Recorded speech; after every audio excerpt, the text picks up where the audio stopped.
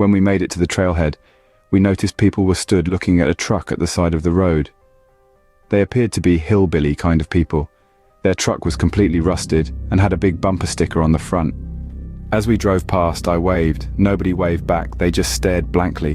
What a lovely bunch, I said in mind. After passing, I glanced into the rearview mirror. They were staring at us. I glanced one more time before rounding the bend. They were still watching us. Road dust, blurring my view. My girlfriend and I joked about them hunting people and killing them, but we didn't think anything else about this encounter. After about 15 minutes on the logging road, we finally find the trailhead. Nobody else was here. Perfect, I thought. Time to have a stretch and some fresh air. I parked up and we got our stuff and set off onto the trail. It was a nice cool night, so no mosquito bites, thankfully. We took loads of pictures and were in awe of this beautiful forest. After 8 hours of hiking, we arrived at our campsite. It had a fire ring and a rucksack storage area made from wood. The shelter provided loads of space, but we decided to go to a smaller clearing. We built a fire and boiled some water for our pureed food we ate on hikes whilst eating. The sky turned dark.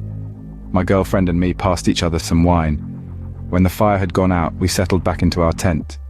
We looked through our photos from earlier that day and we fell asleep. It was pitch black outside when I heard a loud thud as if two logs were hitting against each other. Now wide awake, we didn't dare make a sound as we heard it again.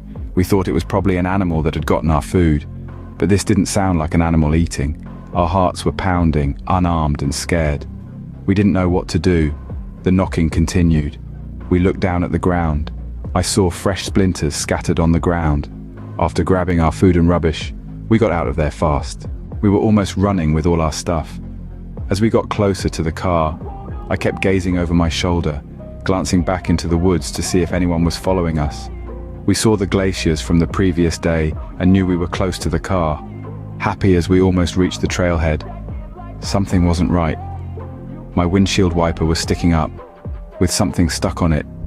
As we got closer, I saw blood smeared all over the windshield. A squirrel's body had been impaled to the blade of my wiper. Hair and blood was still stuck on it. I didn't have time to take it off. We chucked our stuff in the back and I drove off.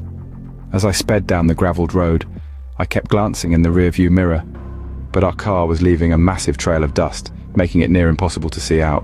When we got to the petrol station, I took the dead squirrel off the wiper and quickly washed the hood and windscreen.